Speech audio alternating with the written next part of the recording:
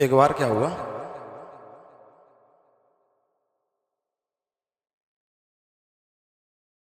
प्रदीप दाऊ, कई बार हमको लगता है कि वहां पर सुख ज्यादा है, यहाँ पर सुख कम है, ऐसा कुछ था।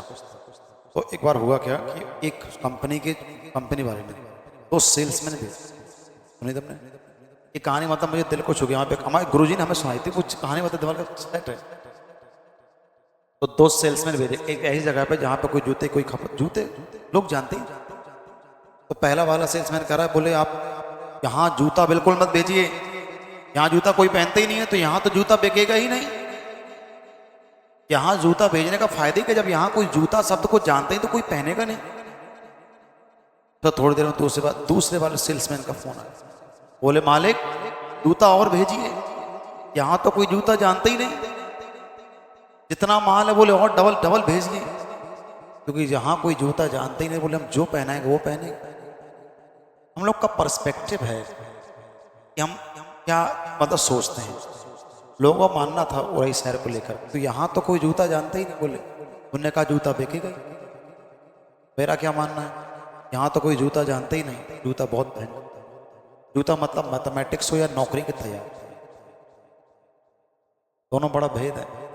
टीचर्स को लगा बोले यहाँ तो सबकी सब छप पहने शर्ट सिल रही है, यहाँ तो कोई जानती तो के लिए कैसे, यहाँ कोई संभावना ही नहीं।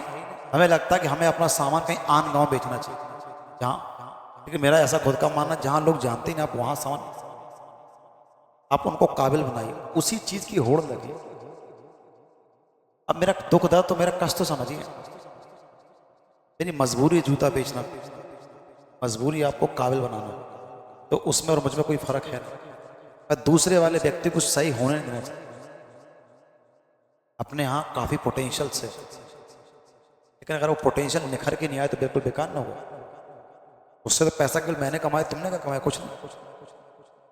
के तौर पे अगर 200-250 बच्चा अगर प्रत्येक बैच में लगभग पढ़ रहा है, और ऑन एवरेज अगर 180 बच्चा के हिसाब से पढ़ रहा, तो बहुत सारा पैसा फिर सारा, वो पैसा तो केवल मेरे पास आया ना। तो एक चीज का बहुत ध्यान रखना, तैयारी करी और तैयारी से अगर आउटपुट ना मिल पाए तो आपकी कोशिशें बेकार है, कोई मतलब ही नहीं।